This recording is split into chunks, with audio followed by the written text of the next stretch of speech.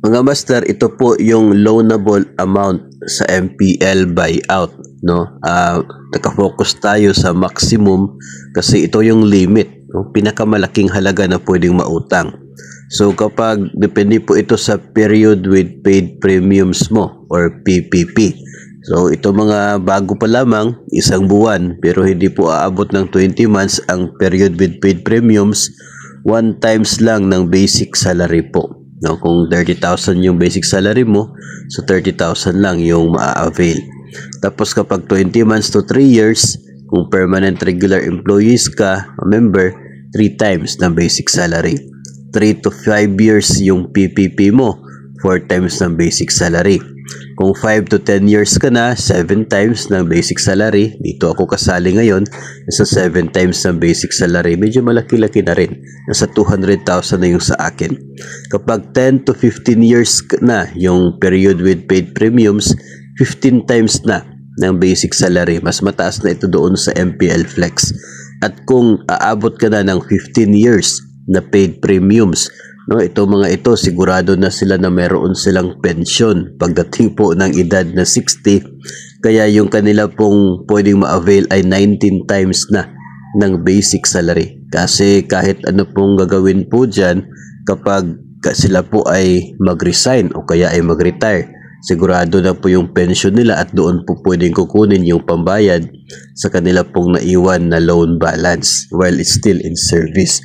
So kaya siguro up to 19 times ng basic salary.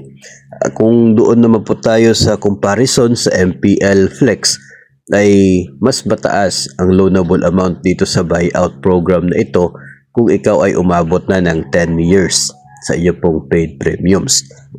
Mas malaki kasi nga kailangan po no na i-buy out yung utang ni borrower galing sa mga lending institutions papunta po sa GSIS. So kaya siguro mas mataas po yung kaniya pong offer, pero dapat nga yun 10 years yung PPP mo para mas mataas. Malaki na rin po yung 15 times ng basic salary at mas malaki na rin po yung 19 times ng basic salary. Payable po up to 10 years ang loan offer na ito ng GSIS. Depende pa rin naman po sa inyo pong PPP, no? Katulad pa rin po sa MPL Flex na existing ngayon. So, yun po yung maximum loan na pwede po ma-avail. Kasi siguro baka ang reason kung bakit hindi na pwede ang mga may existing MPL account dahil po sa masyadong malaki na yung magiging total loan balance kung papayagan po sila. Kasi imagine po natin yung MPL Flex up to 14 times ng basic salary yung pwedeng mauutang.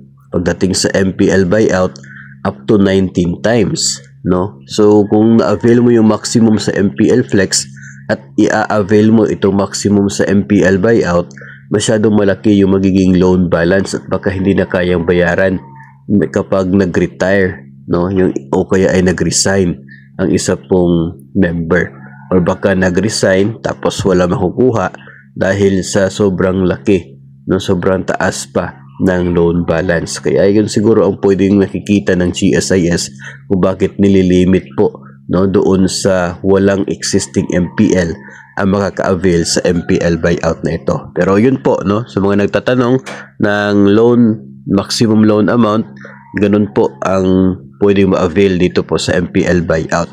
Ang minimum po ay 105% ng inyo pong outstanding balance sa bangko. Yun po ang minimum. So kapag yun po yung na-avail po ninyo, of course wala po kayong makukuha na cash coming from your loan. Lahat po ay pambayad lamang doon po sa bangko kung saan meron po kayong utang, no? Siguro kung meron po mapupunta sa inyo, napakaliit lamang po na portion ng inyo pong loan amount.